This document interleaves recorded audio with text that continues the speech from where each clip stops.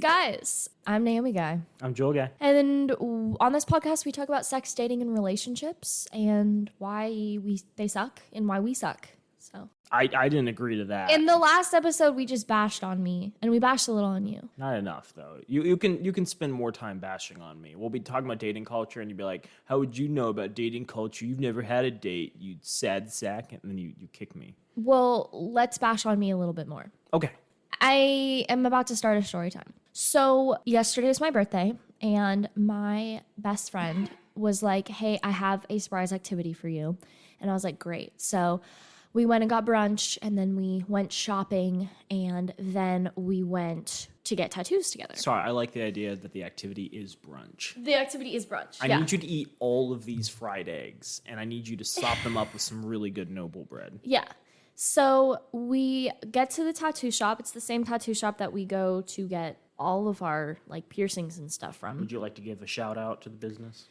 Not really. Okay. So we went into this tattoo shop, and I am going to be the first to say that I was immature and I ghosted someone / blocked him because while I was in my dating phase, I was dating around a lot in 2020.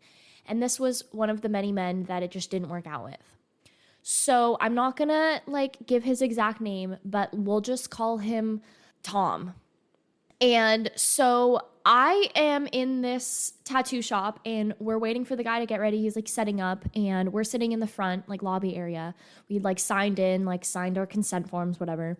And we walk, he like is coming back and forth, the guy that's gonna tattoo us, and he's like asking us questions and blah, blah, blah. And I'm like, oh, I better go to the restroom before we get tattooed because I don't know how long this is gonna take. So I go into the back of the tattoo shop, and I walk into the bathroom, and there's somebody in there, and I'm like, oh, I'm so sorry. And I glance at him, and I'm like, oh my God, this guy looks so familiar. He comes out, and he's like, oh, I guess that lock really doesn't work. And we kind of laugh about it, and then I walk in, I do my business. I'm sitting on the toilet, I'm peeing, and I'm like, oh my God, that's Tom. And then I commence freaking out for the next 30 seconds because I had ghosted him / blocked him because 1, I'm immature and didn't want to confront the situation.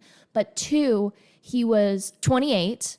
I was 20 at the time. That's a large age difference for people that can't count. And I didn't really appreciate the things that he was saying to me.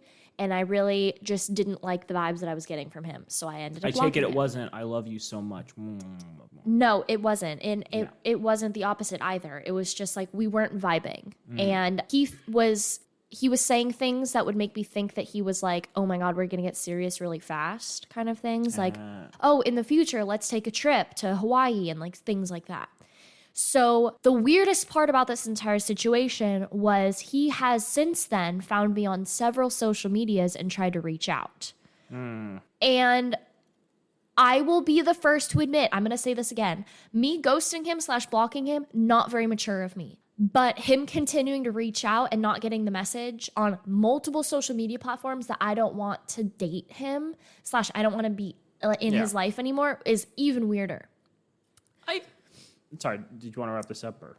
So I'm freaking out. I get my tattoo. I leave. I figure out that the person parked next to us is him because he has like a vanity plate, which I knew the vanity plate because he had posted it all over his dating profile. Tom's dong, yeah.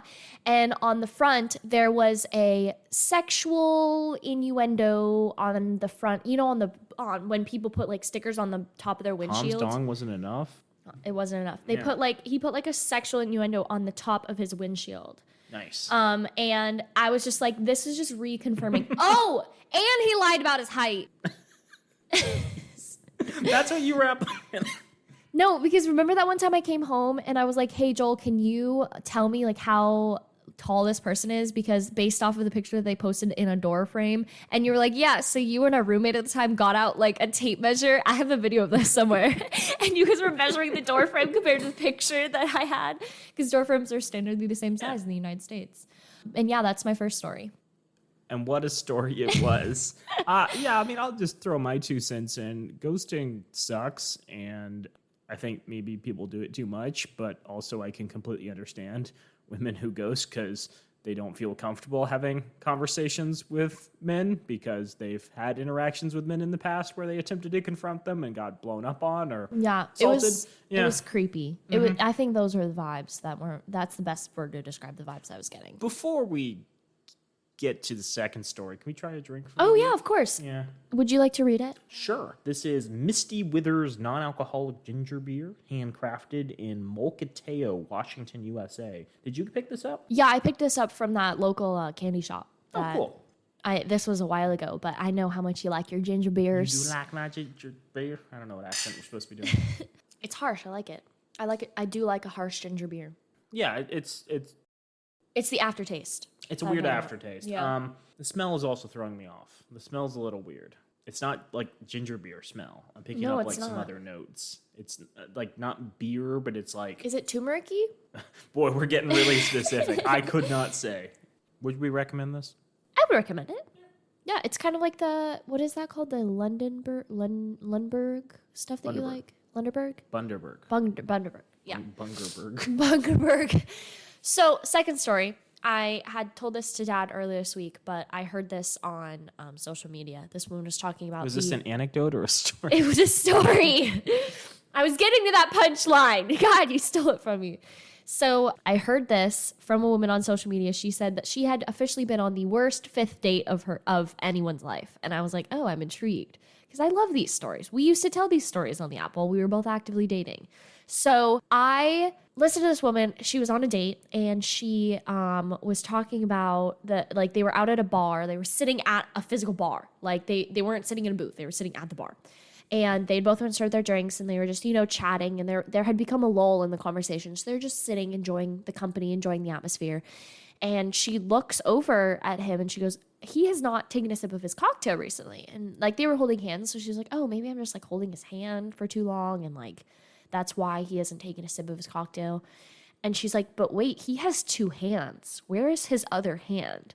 So she looks over and finds his hand in the woman next to his pants. Giving her, a sexual favor. And so he didn't realize that the woman that he was actually on the date with had noticed what was going on. So he decides that he's going to excuse himself and say, oh, I'm going to go to the bathroom. So he goes to the bathroom, and the woman that was sitting next to him on the other side says, oh, I'm going to go to the bathroom to her date. And so at this point, the original woman telling the story was like, okay, this was my time to leave. I was calling an Uber. So she decides to wait outside. The guy follows her outside, after finishing in the bathroom, follows her outside and goes, no, please. It didn't mean anything. You're the one who I'm on the date here with. You mean so much to me, all that bullshit. She's like, I'm not interested in seeing you anymore. She put up firm boundaries and she left. He follows her back to her apartment and banging on her fucking door. And she had to call the police on him. And that was the worst fifth date that I've ever heard of. I don't understand the mechanics of having a conversation with somebody and then also seducing / rubbing your hand up someone's thigh simultaneously.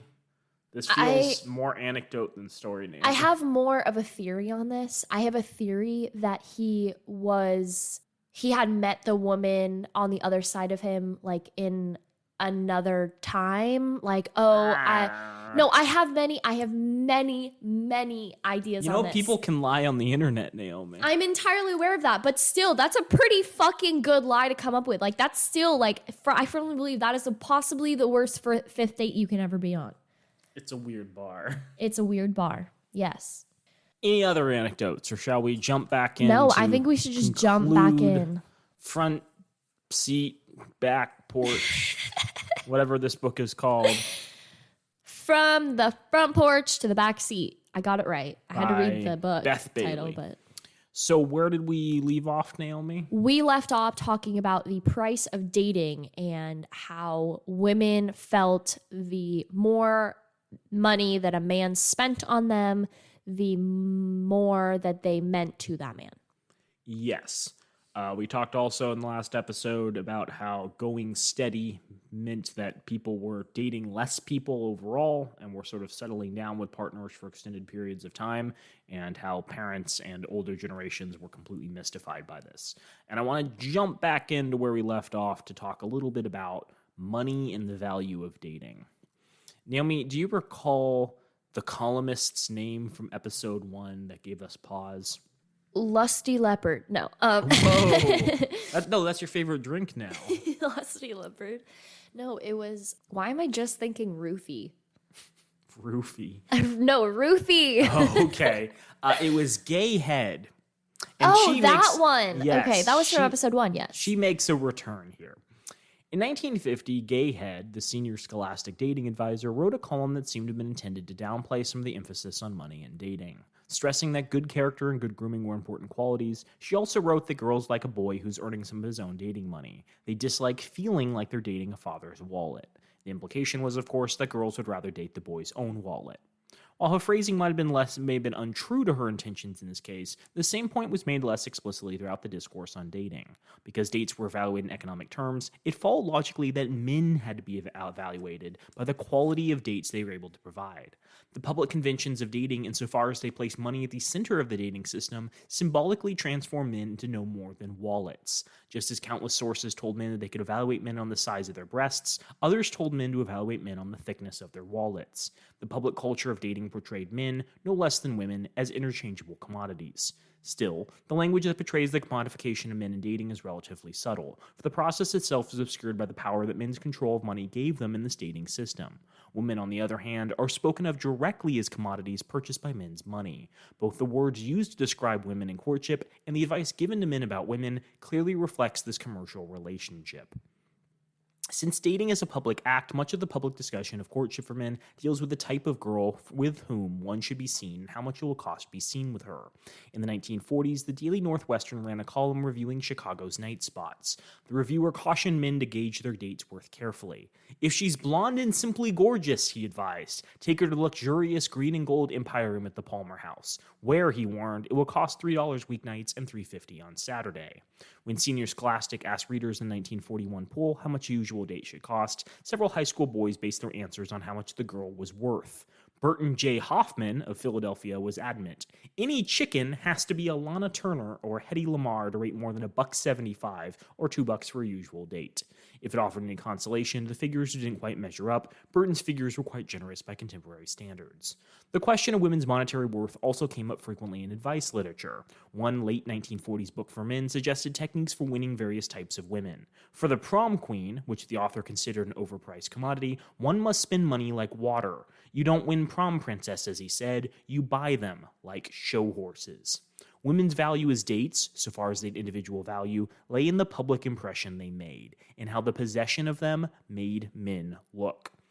In an article co-authored by Gloria Steinem, Esquire apprised the student prince of necessary techniques, suggesting that if your date is very good-looking, exploit it. Meet her at your dorm and take her to college places. If your date is not very good looking, tell your friends you're having an affair with a married woman and take her to the movies. The it in the first sentence is a bit awkward. Perhaps even this junior Machiavelli had trouble coming out to exploit her. But for clarity of expression, we can most profitably turn to Cornell University, where men called a girl who is right to be seen with a fixture. The language describing women as commodities is most consistently pronounced in men's magazines, such as Esquire and later Playboy, just as language traditionally grew more explicit in the sanctuary of men's clubs or locker rooms. A 1963 Cosmopolitan article complained that the messages of such magazines was, women are nice to have around when necessary, an accessory for a well-dressed bachelor. The writer's indignation here is not totally appropriate. Certainly some of the more strident articles written with tongue-in-cheek, many were intended to satirize her character. But much satire and humor works by building on existing tensions and situations, playing out their implications to ridiculous extremes. In tracing a way of seeing through a culture, mass-marketed extremes help to define the system's parameters.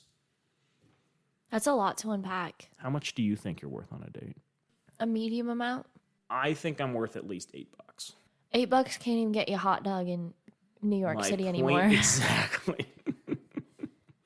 So women seen as commodities. Yes. Women's value thus dictates how much you should spend in order to be seen with them. Okay. And the language of women is changing pretty dramatically as a result. They're being described as fixtures and things that are nice to have around. It gets more explicit, though.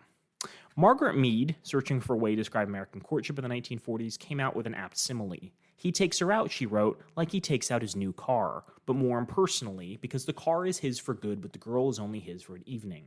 In fact, the equation of women in cars was common in mid-century American culture. Both were property, both expensive, cars and women came in different styles or models, and both could be judged on performance. The woman he escorted, just as the car he drove, publicly defined a man's taste in his features. In 1951, Time magazine prepared a special feature on the younger generation, including youth's attitudes towards premarital and extramarital sex. A paratrooper at Fort Bragg told the Time correspondent, "Before the property is yours, I don't see why anybody can't use it." But his buddy added, "After marriage, some guy taking my wife would be like taking my car and putting on a few extra miles. It might improve through use, but I like to drive my own." Ew. The equation of wife and car passed without comment in the resulting story, but Time's compiler authors seemed to feel the latter comment was reassuring, showing that youth had not abandoned traditional morality altogether. Earlier that same year, Esquire had quickly conflated the appeal of women in cars in its Esquire Girl 1951 model feature. The text read, "You understand, of course, that anyone touching an exhibit in motion does so at his own risk. The guarantee is just what you see with your eyes, gentlemen. Don't ask us about the trade-in value, speed, miles per gallon, upholstery, or how long the job will retain the charm of its marvelous lines and the smoothness of its velvety finish.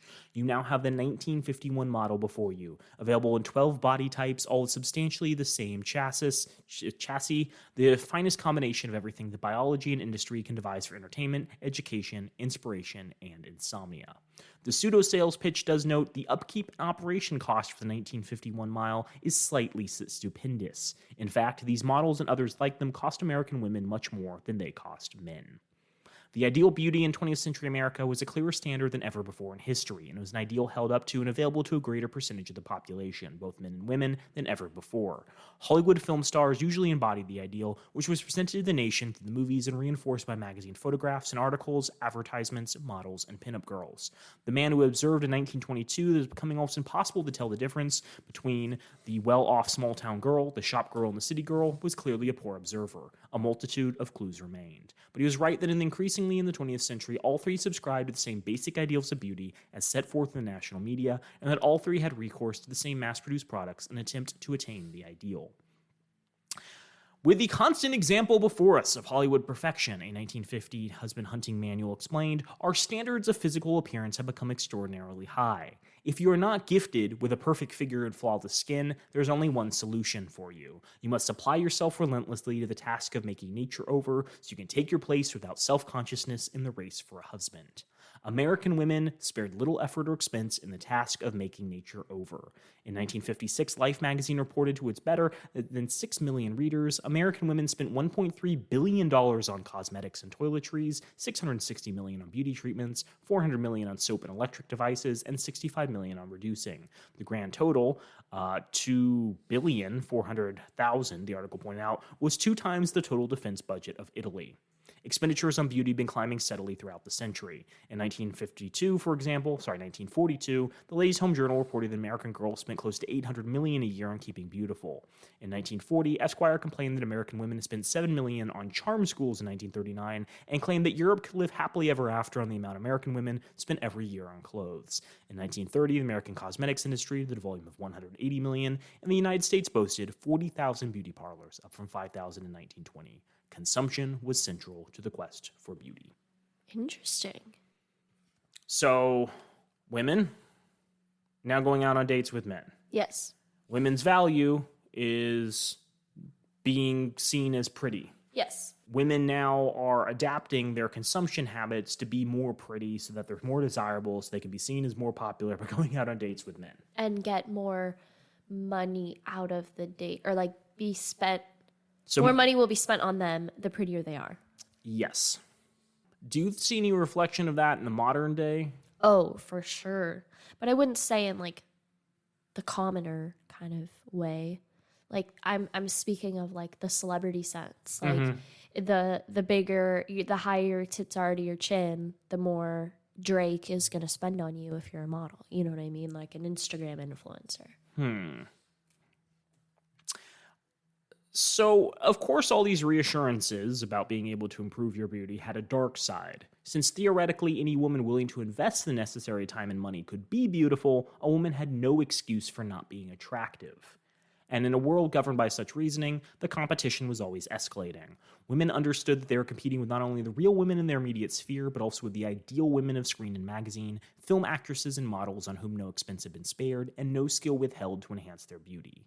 These types, these models and actresses represented, were proven successful. They were ideal beauty. They were what men liked. Naturally, the average woman couldn't best Marilyn Monroe or Dorothy Lamour in a one-to-one competition, but as advertisers and advisors stressed, she could imitate them. By becoming as much like one of these ideal types as possible, a woman could take advantage of men's desire for these unattainable ideals of beauty. For almost 25 years, from the sweater girls of World War II well into the 1960s, one ideal of beauty dominated Americans' national culture. At the very least, one could say that America, or American men, had a love affair with the bosom. Less charitable observers called it a fetish. Never before in history, a pre-Cosmo Girl Cosmo article complained, has the average man been so incessantly bombarded with hoopla about the one type of female beauty, the long-legged, big-bosomed Jane Mansfield and Nika Herkberg style. From the sweater girl pinups of the World War II era to Playboy's nude centerfolds, men's magazines focused on women's breasts. They were full of photos of disproportionately developed mammary glands that through some feat of engineering were made to stand straight out to a full 42-inch circumference with no visible means of support. In the 1950s, Playboy featured the continuing adventures of Miss June Wilkinson, whom they called the Bosom. In the Bosom in Hollywood, Miss Wilkinson's adventure is to walk down the street, breasts encased in conical bra, and preceding the rest of her body like the prow of a battleship, or perhaps the fins of a Cadillac in reverse. So they do talk about how, like, okay, there could be like evolutionary ideals and whatnot, but the big reason why bosoms become like such an obsession is because bosoms are a way of showing you're dating someone with value. By dating women with big bosoms, men showed they could afford the expense, could command such abundance. Breast size was a quality of a woman that was easily and palpably quantified. It removed the subjectivity of most other evaluations of a woman's worth. A 38-inch chest was better, more prestigious, than a 32-inch chest, making it easier for men to compare women, and so to measure their own attainments in the competitive world of dating. Thus, a man's date became not Lucy, not a nice girl, not a pretty girl, but a 39D, or perhaps a playmate and a strapless 39D brassiere. The addition of bra cup size to measurement lends a sense of three-dimensionality. It also makes the measurement more precise. Most American women were not 39Ds, especially in conjunction with relatively slim hips and waist necessary to make breasts appear startlingly large. In a culture that regarded being small-busted as a defect, a culture that insisted the glamour men most frequently go to the girls who have what it takes to keep a strapless evening dress in a vertical position, this inadequacy clearly presented a problem. It was not an insurmountable problem, however. American women imitated the ideal. They went to the task of making nature over with a little help from the garment industry. In the 1951 catalog, Sears offered 22 types of falsies, rubber cones in white or flesh tone, some equipped with nipples. It's hard to say how many women, as Esquire put in 1941, were moved to sport a gadget in addition, to keep abreast of their competition. But a poll at the University of Wisconsin in 1960 found that most co-eds wanted bigger busts, and a college student told the Ladies' Home Journal Forum in 1956 that teenage girls worried they would have to wear falsies in order to look like. A male seal of approval for the falsie came in an Esquire article entitled Beauty in the Bust, which appeared in an issue which was primarily focused on cars. The female bust is with us most opulently and more openly than ever before in our history. Unlike other revolutionary changes in feminine fashion, it has not cruelly excluded women whose contours do not conform to its dictates. In fact, the new fashion made the invention of the falsie possible and inevitable and gave the flat-breasted an artificial chance for equality. In other words, women insufficiently endowed by nature could resort to technological artifice that could compete by consuming. And just as women consumed so they could compete, they competed so that they could consume. The heroine of the 1955 Ladies' Home Journal story explained the process this way. I'm going to tell you a secret now. It's about girls and how they dress and how they do their hair. Men always think these things are frivolous matters, and nothing could be further from the truth. The girl in the red dress with the plunging neckline may only be shopping for a washing machine as she tangos so sensuously upon the dance floor. She may know very well that it takes this dress to get that fellow to let her wash those clothes in that washing machine he's going to buy her when they're married.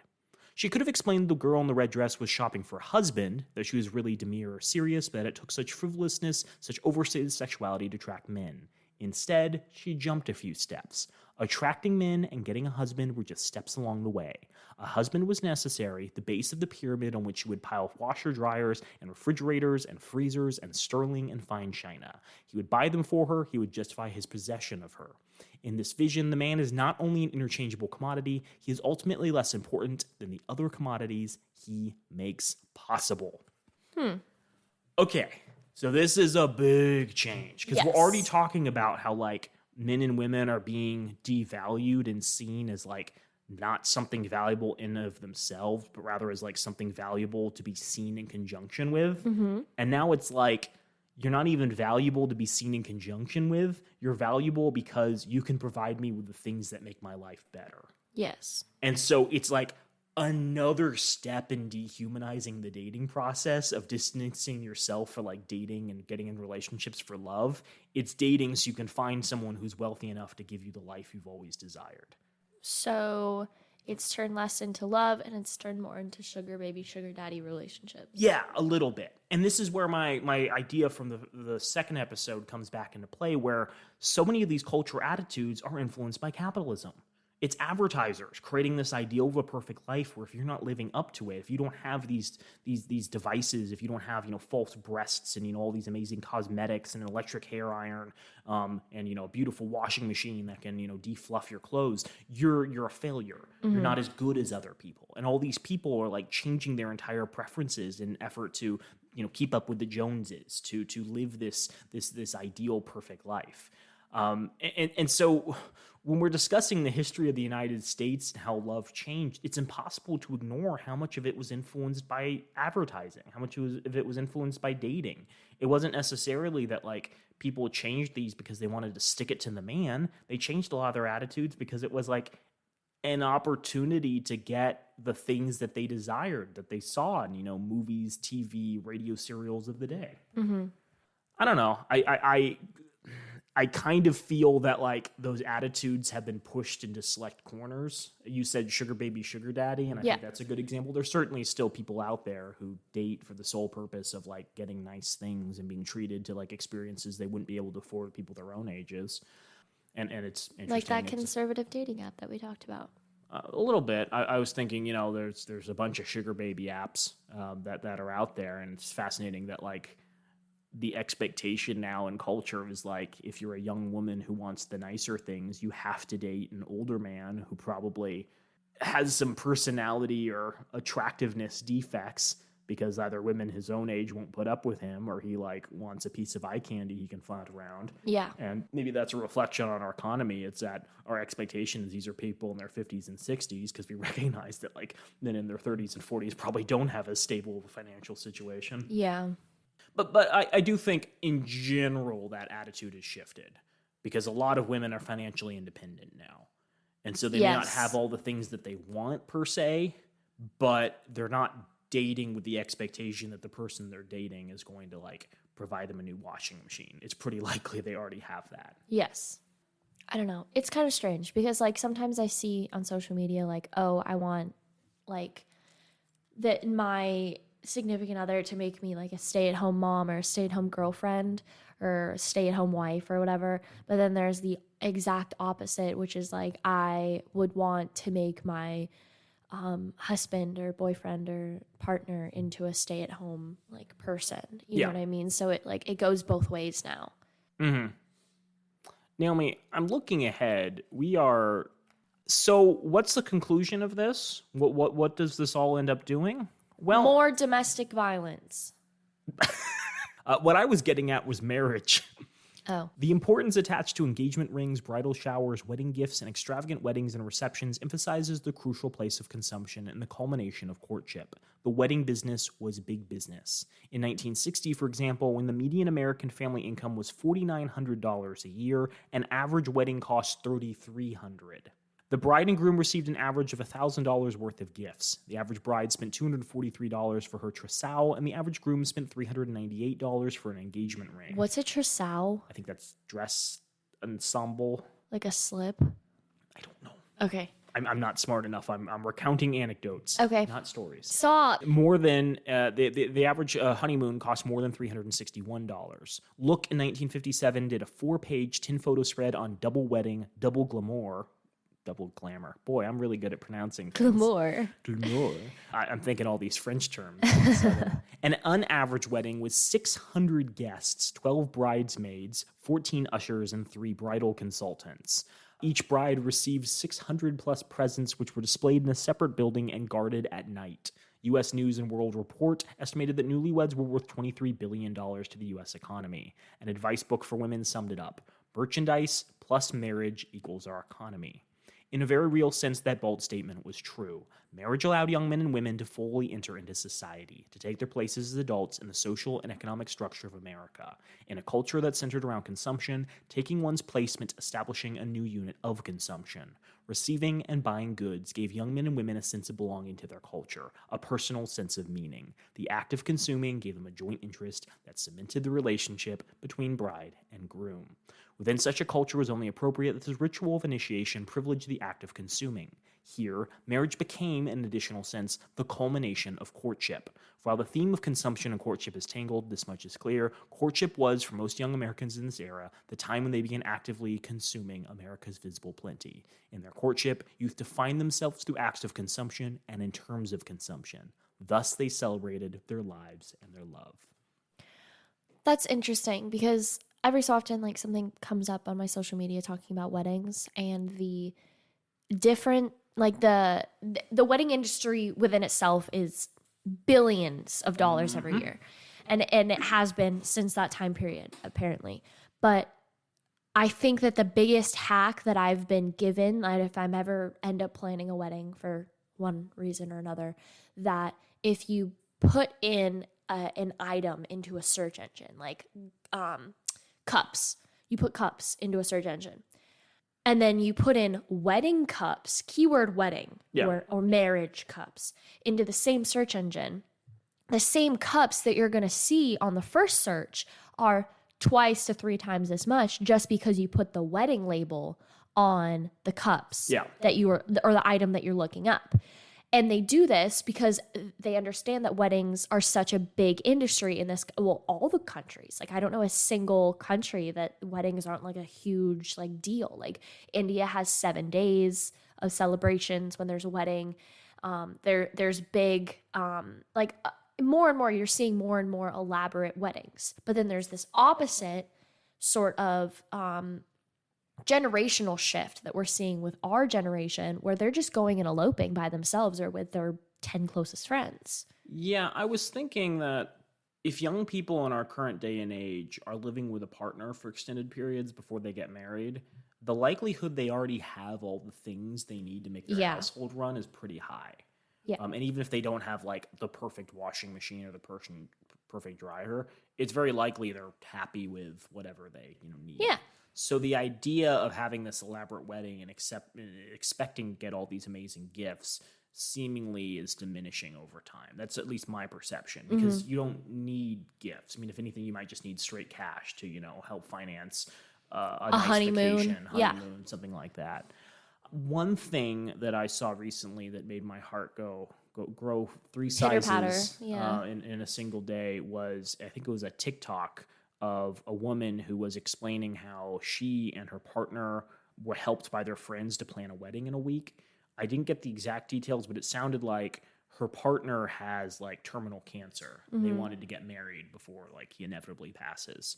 And so with the help of some friends, including one of them who's apparently like a wedding planner, they put together like a garden wedding party in their backyard in the space of a week and had, catering and a fancy cake and all that stuff. And the thing was not, this was an incredibly opulent wedding. The thing that made me go like, oh, this is really cool was this idea of your like friends and family dropping everything and in this like active community working together to like solve all these problems and gather all the materials needed to give you like a special occasion. And that seems more special to me personally than like dropping $150,000 on a wedding at a really nice event space that has cream colored roses and 1,000, 10,000 candles that Yeah. all smell different that someone can go through, And the flower arrangements and the cakes. and catering, the finest meats, and a cake that's 10 stories Somebody, tall. yeah, somebody told me recently that they got Costco cake for their wedding, and everyone like kept coming up to them during the ceremony. Where'd you get this cake? Where'd you get this cake? It was like a sheet cake from Costco. Right.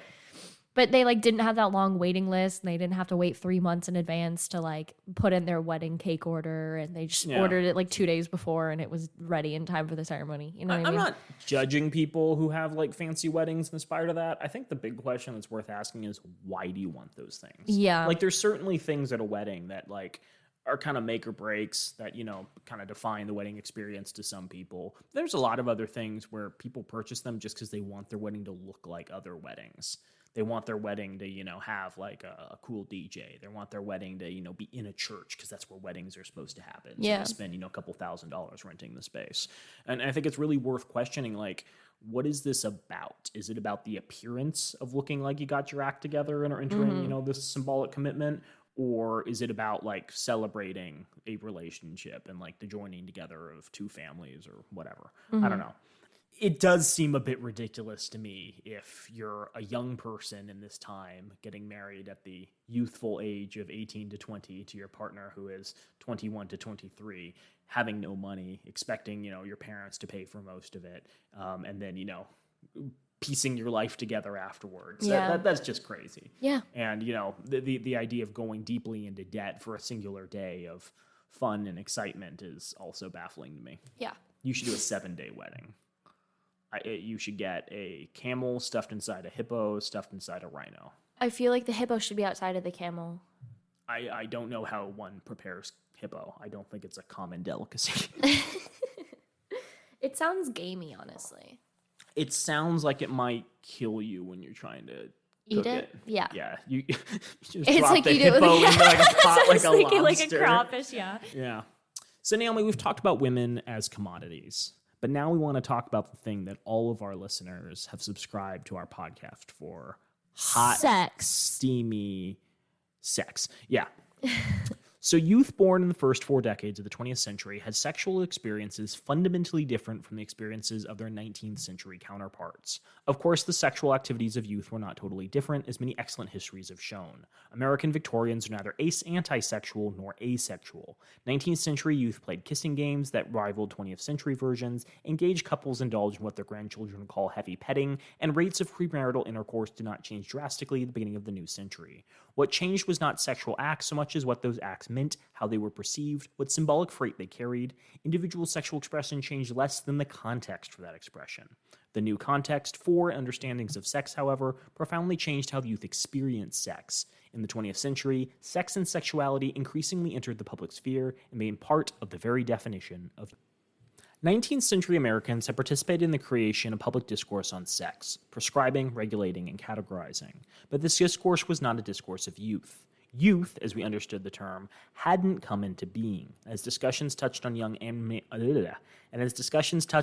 unmarried people of the respectable classes, they usually equated sex with body, prescribing cures for the solitary sexual act of masturbation, not for heterosexual union. The 20th century discourse on sex centered around youth and their heterosexual premarital experience. While many condemned the linkage of youth and sex, a celebratory current began to gain strength by the 1920s. Some of the more accepting attitudes towards sex stemmed from the doctrines of popular Freudianism, which seemed to insist that a freer expression of sexuality was necessary for mental health. But the celebration also came from another source. Many Americans were fascinated with youth, young men and women who defined themselves as youth, partially through public sexuality and sexual experimentation.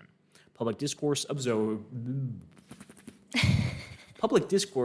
both currents, the condemnatory and the celebratory, and new sexual conventions grew in the tension between new and old, between the sexual prescriptions of authorities who sought to control sexual expression and the sexual prescriptions of youth who placed sexuality at the center of youth culture. The crucial element in this transformation was the rise of a national youth culture. Firmly in place by the 1920s, this new invisible phenomenon was produced in part by new associations of boys and girls and men and women in co-ed high schools, colleges, and the workplace. In late 19th century and early 20th centuries, youth were segregated increasingly by age and decreasingly by gender. Groups of young men and women came together in an intimacy of common experience, sometimes with relative freedom from the supervision of family and traditional community, and formed tight peer culture groups.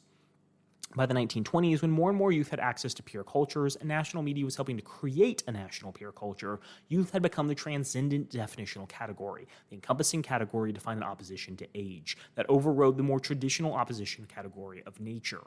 In other words, young people thought the division between men and women were less important than the division between young and old. This allegiance of youth, boys and girls together, threatened the authority of adults. Sex quickly became the key issue that threatened its existence. While the decline in the power the family exerted over its young, the freedoms offered by the city, the surge in the number of young people attending high school, and the flow of young women in offices all helped create the new youth culture in the 20th century, local youth cultures had begun to develop earlier on college campuses. Authorities had not missed their implications. Horace Mann, in his presidential inaugural address at Antioch in 1853, that's our mother's alum school, by the way, warned of dangers of men and women's association together. What did you say? Our mother's alumni school. What? No, what was the school that you said? Antioch! Okay. I thought you said something. Horace Mann warned of the dangers of men and women's association together without supervision that coeducational colleges allowed. In 1915, the dean of women at the University of Wisconsin lamented the tidal wave of irresponsible joyousness that had come to college campuses in the 1890s with the influx of youth who believed college life was more fun for your money. She warned that the problem of inexperienced, unrestrained young men and women thrown together socially, that adequate guidance was critical, and that something must be done to control the students. Control was difficult. At Northwestern, for example, in 1904, the dean of women told co-eds in chapel, "I have heard that some young women allow men to touch them, to hold their hands. My dear girls, never indulge in such frivolous actions." The Northwesterner put her advice in perspective with the headline, "Alas, that co-eds should spoon." While peer cultures developed earlier and stronger at colleges, discrepancies between the conventions of youth and adults were also becoming plain in the larger society. The advisor for the Ladies' Home Journal complained in 1907 that she was plied with queries from apparently respectable youths as to how soon after the first meeting a man should feel free to kiss a girl, and asked by girls what to do about this or that young man who had shown his devotion by affectionate demonstrations. It was beginning to seem, she said, that young men and women between about 15 and 20 expected hand-holding and kissing. The advisor, who believed that a couple should by no means hold hands until betrothed, lamented the state of society. But in doing so, she confirmed the strength of the new conventions to her 1 million plus readers. We discussed this in part 1. Do you remember? We discussed a lot of things in part 1. You have to be more Authority specific. figures would write articles about how immoral Yes. and gross the youth Yes. were, and in Yes. turn be like, "Oh yeah, a lot of other people are doing this cool activity Yes. you could be doing with your partner." Yes. So yeah, this just resurges once again. Everything that you're talking about is just giving me really bad BYU vibes. Well, okay, so it's saying that youth are no longer seeing men and women as utterly distant entities. Rather, it's young people and old people. That's the real cultural divide. And to an extent, I think that's true, especially as modern media comes into focus and people are consuming the exact same things. Yes. Right? It's no longer men are going off and hunting and women are staying at home, playing piano and knitting. It's, Yes. they're both reading the same magazines, listening to the same radio shows, going to the same Broadway shows, etc. Yes. So there's definitely this mingling of culture that means that, the older people who want to go harumph and the younger people who want to go to the park are, so distant. I wonder also if age gaps in relationships become less large in this time. Okay. Where before in the culture of courting, it was probably seen as acceptable to have an older man date a very young woman because family allegiances, money, whatever. Yes. And in this culture, it's well, the old man's not going to understand, how frivolous and free-spirited the young woman is. She should only date within her age range.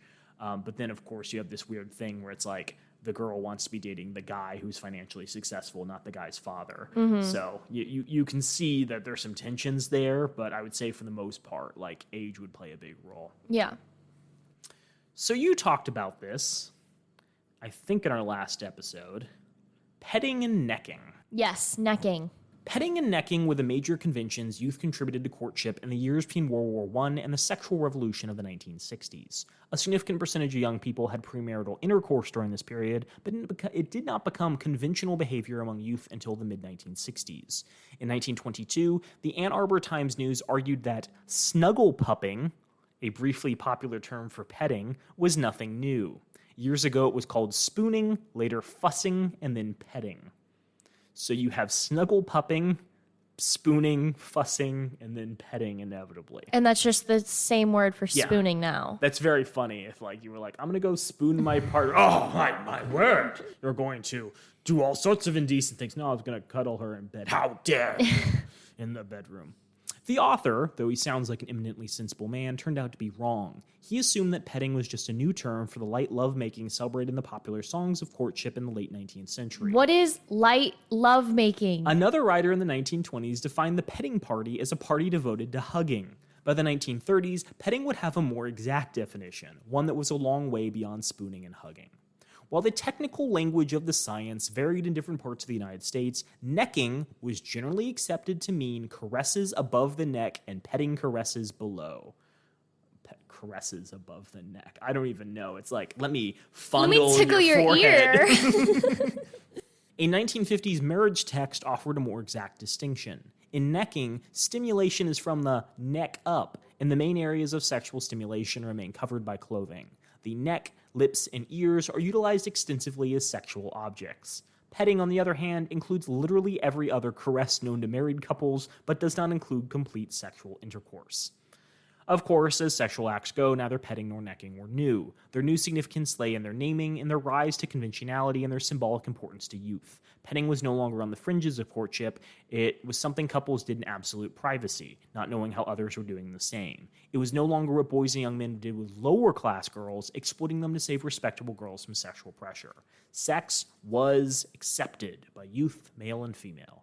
Necking and petting were public conventions, expected elements in any romantic relationship between a boy and a girl. As Floyd Dell explained in Parents Magazine in 1931, oh man, got my new issue of Parents Magazine. Ew. I don't even know what is the target audience for that? Like, is it stay-at-home moms? Because I don't know a single father in this day and age, that would sit down and be like, let me read parental advice. Well, let me finish this sentence and we'll get to that. As she explained in Parents Magazine in 1931, when a girl pets, she is acting according to the code of her own adolescent world. She feels behind her the approval of her own age group, and she is serenely sure that she is all right. So we talked about how authority figures in the sciences and psychiatrics are telling parents that getting married super young is really important, and that there's all these changes in conventions that they should be made aware of. You have marriage books. I mean, some of them came out later, by Dr. Benjamin Spock, about what it means to parent and raise your kids. We will discuss a little bit of that because that gets really wacky. But I think the general idea is, in American culture and Western culture at the time, there's this new focus on scientific methods of doing things. And that, has to do a lot, I think, with the industrialization of the 20th century. And so a lot of parents feel pressure to do parenting the right way. And so they're constantly consulting guides in order to not commit the same mistakes that their parents may have done. And I think a lot of them probably felt it was more important just because there have been so many changes in society during their lifetime to sort of keep abreast of what trends were going on. Okay. By 1952, a marriage text noted that necking and petting were customary for young Americans, a basic part in the subculture of youth. The author continued, a girl in modern society may neck whether she personally enjoys it or not. She wishes to be a member of the dating group, and this is one of the requirements for membership. It is certainly well known that many young people smoke or drink for this reason, so why should it be so difficult to see they engage in mild sexual contact for the same reason? Both explanations emphasize the same point. Petting and necking were part of the definition of youth culture. The continued normalization of sex came partly through dating system. Dating meant in practice that young people had many partners, and these were all potential necking or petting partners. So it's not what the parents thought, which is oh, if you date lots of people, you're less likely to have sex with them. It was instead the opposite. If you date lots of people, you're more likely to be either pressured into sex or feel the expectations of sex in these relationships. Now, they were an integral part of the dating system, and to participate in the system, one had to meet its requirements. Furthermore, the dating system promoted sexual experimentation not only through the privacy it offered, but also through the sense of obligation it fostered. Remember when we talked about how women were objects and was expected to treat them? Well, we also talked about consent in this day. Let's see how that evolves, Naomi. Dating was an unequal relationship. The man paid for everything, and the woman was thus indebted to him. According to many, boys and men were entitled to sexual favors as payment for that debt. The more money the man spent, the more petting the woman owed him. One boy answering the question, does a girl have to pet in order to be popular, wrote, when a boy takes a girl out and spends $1.20 on her like I did the other night, he expects a little petting in return, which I didn't get. Most people during this time believe that like most youth were petting and like necking and doing all this stuff. Like whether or not they actually were wasn't important. It was just like the cultural expectations had shifted, so it was like more acceptable, and this discourse was becoming a lot more common. Speaking of popular advice, there was a lot of information given to parents and elders about what they should be doing. So you had like the 1953 Kinsey report, which we've discussed on this podcast before. Yes. Times wrote an article talking about how like the attitudes in the report, which was based on interviews with 5,900 women, was like couldn't possibly reflect the diversity of opinions among American women, even though it was supposed to be a representative sample. And they were like, there's no reason that you should believe there's morality in numbers. Where they're like, just because a lot of people are doing it doesn't mean it's moral. The Ladies' Home Journal ran a story into the blurb, but the facts of behavior as reported are not to be interpreted as moral or social justification for individual acts. And Look ran a page of outraged letters to the editor that included the following. I resent the implication that the findings of Dr. Kinsey are in any way scientific. Any sampling of 5,900 women of the barroom dance hall type cannot represent the mental, moral, or spiritual integrity of American womanhood. So parents and elders aren't a fan of this, even if they like think it's happening. So how do you fight back? Well, preserving the moral integrity of American womanhood seemed to be a monumental task. One expert told parents they'd better begin at birth if they wanted to keep their daughter from becoming a petter. She advised them to not love the baby too much, to practice the control you're going to teach her in all of your family life. Too much affection could create an obsessive appetite for love, and to make her hungry for physical demonstrations of affection in later life. So you hear all these stories about like parents who raised their kids in the 1950s and 60s being really cold and distant. Yes. And you're like, was it because of PTSD? Yeah. Was it because like they didn't know how to love because like they hadn't had the support of their parents? Well, it may also have been because you have marriage guides and like guides to parenting, which are like, if you give your children too much affection, they'll have sex. You'd be a terrible parent. You don't want your child to be a whore. That's literally the advice. You don't want to show your baby love. And of course, those children then grow up, and those children have intimacy issues. Well, potentially. I was thinking those children voted for Trump.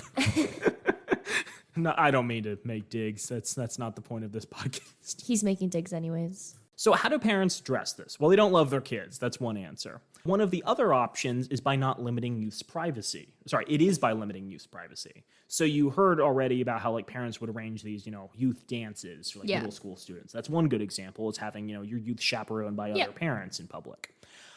They also circumscribed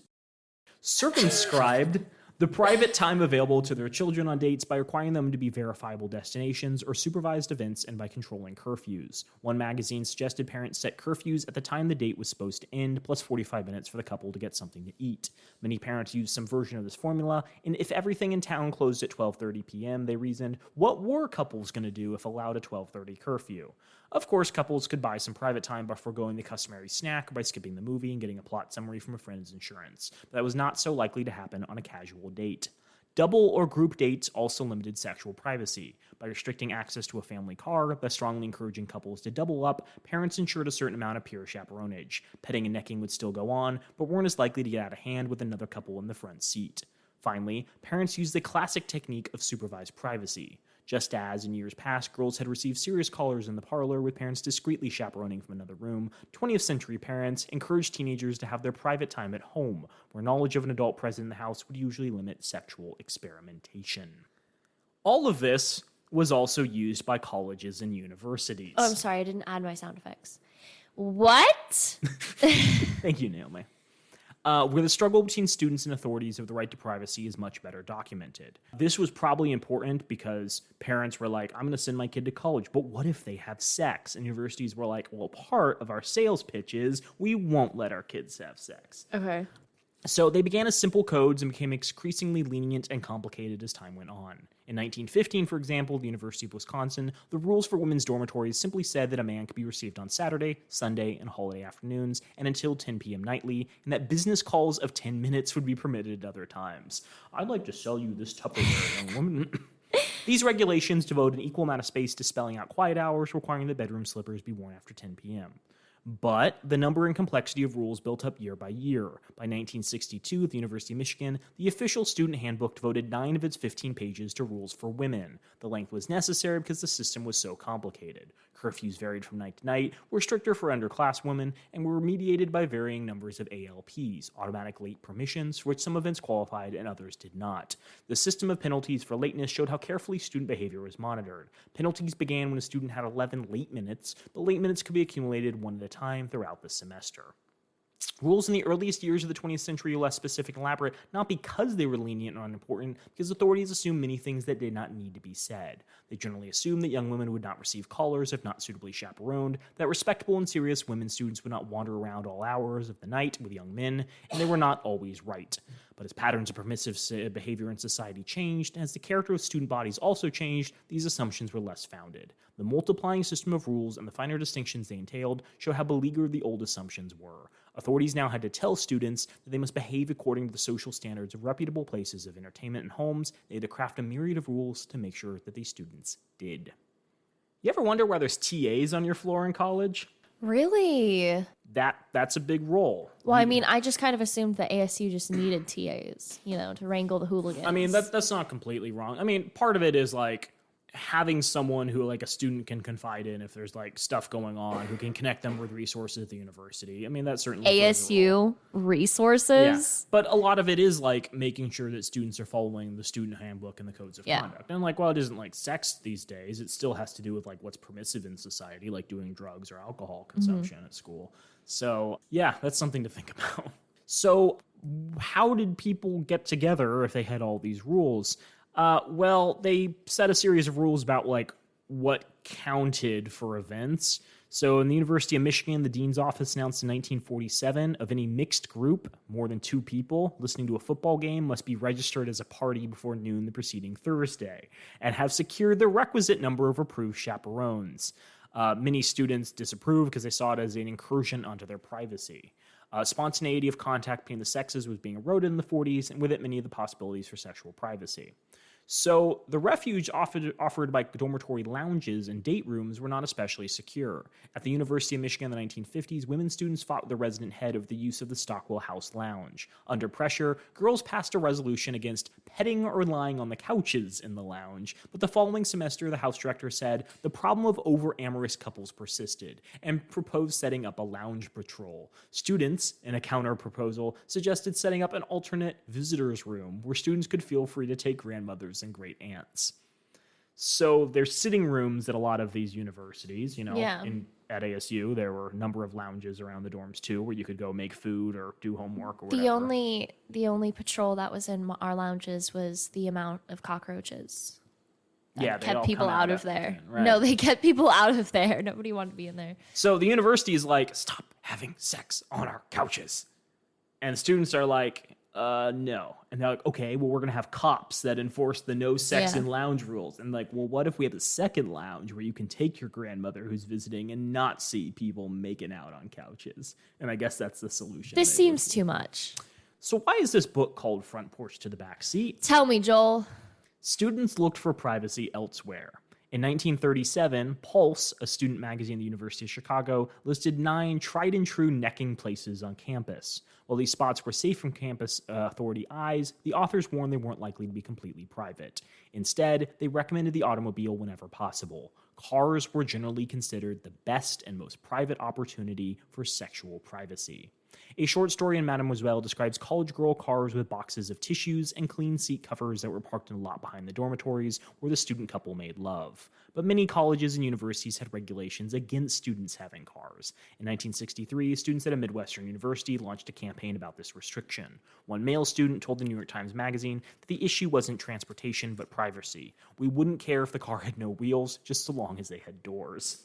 Oh my God. Outside college, though subject to none of the institutional regulation and official scrutiny students bore, Courting couples also relied on the automobile for sexual privacy. Some municipalities tried to prevent couples from taking advantage of the dangerously excessive privacy cars offered by making the form of supervised privacy available. One police chief in New Jersey allowed parking at night in the county parks. Patrol cars protected courting couples, but the couples were required to leave their car lights on and to park legally. In Atlanta in 1953, the city council tried to ban parking between sundown and sunup in Piedmont Park, the traditional Atlanta parking place. The order drew national attention. After someone pointed out that there were advantages in having a specific parking place where group controls operated and perhaps limited sex, the council unanimously rescinded the order. Couples were going to park anyway, and as parents chaperoning from the next room had realized long ago, it was better to retain at least some control over their sexual expression. So you have couples inside universities finding places on campus to make out discreetly. Yes. And have sex. I don't know. It's very possible. Couples outside of universities are finding places around town that they can make out discreetly. Yes. And at some point, the authorities are like, well, what if we start regulating this? And that way we know people are going to have sex, but if like there's a cop coming through the park every few minutes, like we're going to authorize this because it'll mean, similar to having like a second couple in the front seat, you'll be less likely to like go all the way. I wonder also if this mentality about colleges being a place to like control students' behavior kind of explains why the student revolutions of the 1960s and 70s were thought of as so crazy at the time. Because like the backlash to students, occupying universities and, going their own way, becoming hippies, not showering, hanging out at Berkeley, doing all this like summer of love stuff. I love how hanging out at Berkeley is like your thing that describes hippies. It's a pretty good descriptor. Yeah. But this must have seemed like completely mind-blowing to parents. It was a complete disregard for the natural order. Yeah. Right? It'd be like if like people were just walking up on the street and punching cops all of a sudden. It's like complete disregard for structures of authority and power that existed. Yeah. And these students, probably in conjunction with the fact there was now the pill available during this period, were completely flaunting what authorities were thinking was like the expected way you should date and conduct yourself and live your life in society. Because keep in mind, a lot of these authorities were raised in a culture where, again, it's like women are objects, and the thing you can aspire to is a white picket fence house and nice dishwasher. And if the students are like, no, I want to like live in a commune and smoke weed all day, mind blowing, very mind blowing. I feel like this is another example, like other control is just another example of when parents get too strict, kids become more creative. Yes, I think that's certainly accurate. So we've talked about couples in consensual relationships, and I feel it's worth touching upon the negative aspects of how this culture is developing. Okay. We've talked about how women are kind of treated as objects and how there's now an expectation where if you treat a woman to a good time, you get favors in return. And while sometimes the women were in favor of this, that wasn't always the case. And let's talk about the implication there. While the regulatory systems attempted to control sex by controlling women, this ideological system made women themselves the controllers of sex. By its logic, women, according to their nature and their own self-interest, must enforce sexual limits. In order for women to set the sexual limits in courtship, however, their partners had to allow them that power. The system took for granted that men would naturally want some form of sexual activity, and according to convention, for gallantry's sake, a man was not in a position to withdraw from petting, even should he very much want to. In order to control and limit sexual expression, the woman had to have absolute veto power over her male partner. Women's no always had to cancel man's yes, and her no had to be as natural and assumed as his yes. Many women, however, refused to give up their share of sexual control or to take their share of sexual responsibility. Sometimes men's rejection of women's veto power was brutal, what a more enlightened generation would recognize as rape. Other times, the struggle for sexual control simply meant that a 14-year-old boy got his face slapped for kissing a girl whom he liked very much and who liked him equally on their first date. However, if men refused to allow women the power to control the mutual sexual experience, this system of sexual control could not function. Experience offered plenty of evidence that was the case, but instead of recognizing that the equation was fundamentally unbalanced, the arbiters of convention juggled the terms. The convention that sexual limit setting was women's responsibility became an if-then statement. If virtuous women imposed limits on sex, then men would accept these limits. If the system was valid, failures of then could only result from failures of if. In order to maintain belief in the validity of this system of sexual control, one had to believe that men would always submit to the limits set by virtuous women. By the logic of the system, all unsanctioned sexual acts were the woman's fault. Either she had not set limits, or she was not truly virtuous. So this system of logic evolves throughout like the 20th century. In 1905, like the Ladies' Home Journal gave advice to a woman named Sadie, asking what to do when a man persists in holding your hand in spite of all you can say. Her answer was, no man who is fit to be welcomed in your home would refuse to release your hand if you asked him as he meant it. Her advice is the formula that persisted for decades, but with one important difference. Here, the man's liberties are not necessarily the woman's fault. By 1914, the author of a later Ladies' Home Journal advice column largely ignored men's possible role.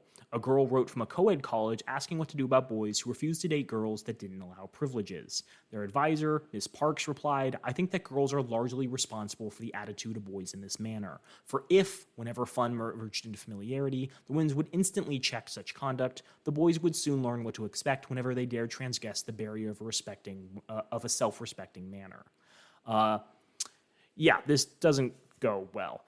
Basically, I think this is a reaction to women moving from like a tightly controlled authority environment to one in which parents have less say. And so the assumption is like, well, if you had accepted like this culture we created of courting, you wouldn't be in this situation where like sex was on the table.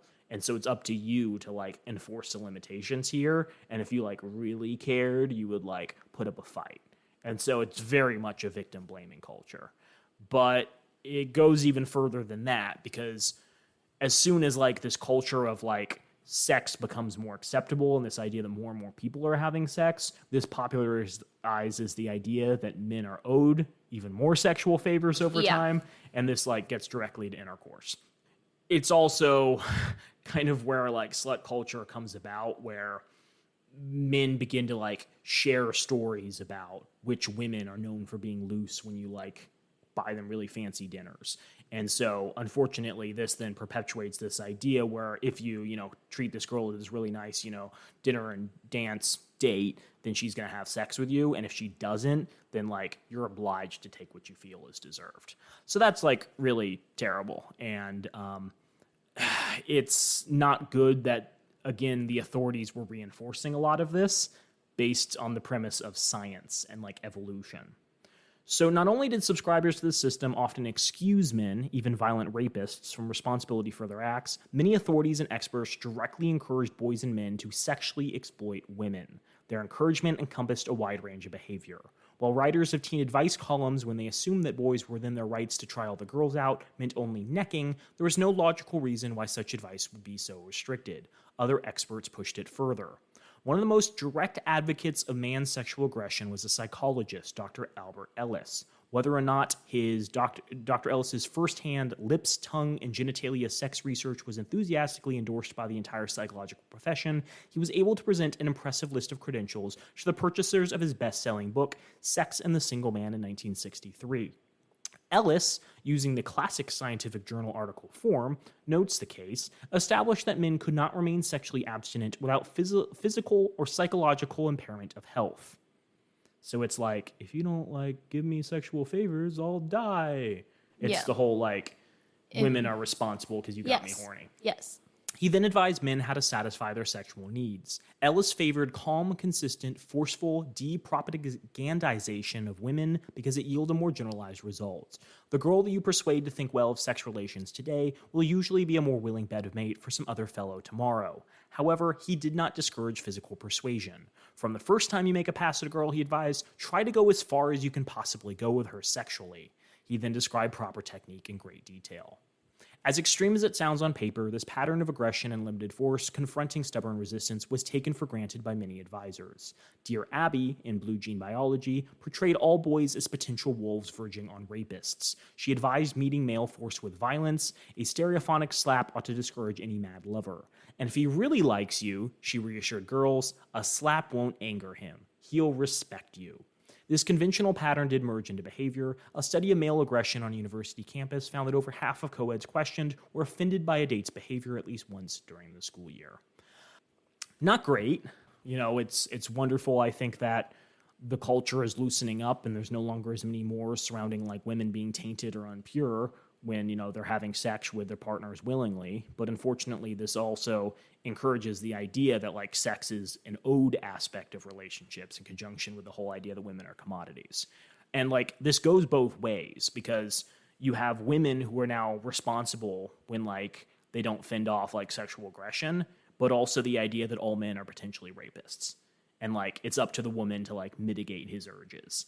And so it's fucked up for both genders. I would argue it's like much more fucked up for women, but like this is not something that this is something that has like major repercussions down the line. It completely changes how like men and women view each other. It completely changes how casual dating works, because if every woman is now thinking she's potentially at risk for assault, and every man is now thought of as like a potential assaulter, people are going to be much more cautious in dating. Like the fact that these norms opened up and many people took advantage of them means that all dating forever has been tainted. Cool, huh? What a great pessimistic view. What's your take then? No, I completely agree with you. I just think it's awful that is what came about. Yeah, I think there's also like certainly a sense of victim blaming, where again it's like authorities, people in power are like, well, you didn't listen when we said you should be courting. You didn't listen when we said keep it in like the front room. You didn't listen when like we said keep it on the couch where the campus police come through and make sure you're not petting. And so as a result, they create this culture of victim blaming so that they can be like, told you our customs and rituals were right. Yeah. And so I don't think this would have been nearly as bad if the authorities had reacted and been like, look, we don't like this culture of dating, but like sexual assault is always bad. And any man who like refuses to listen to a woman, who refuses to like listen to her, like preserve her dignity, is like reprehensible and should be shunned and like put in prison, right? Mm-hmm. If they had reacted in that way, which would in my mind also be consistent with the mores of the past, it could have led to completely different outcomes. Mm-hmm. Unfortunately, that's not how they reacted. And arguably that's, another support for this idea of like cultural patriarchy is the idea that the go-to reaction was women are to blame and also all men are rapists. Wonderful. Mm-hmm. Like, I don't want you to think that this is like the end of the book. It certainly wraps up in like a more positive way. Good, I'm glad. We will talk in our final section, which I guess is part 4. Wow, we're really just wringing the life from this bad boy, about like how perceptions of masculinity and femininity changed over time. And unfortunately, we will have to return to Steve Harvey. No. Yes. No. Okay, well, I'll do this with Lauren. Okay, well, thank you again for listening to this, everyone. If you feel you learned anything, let us know. If there's another book that does deep dives into aspects of like courtship and American culture, we would love to read it. So pass on any recommendations, and we'll be more than happy to deep dive it on a future episode. Have a great week, everyone.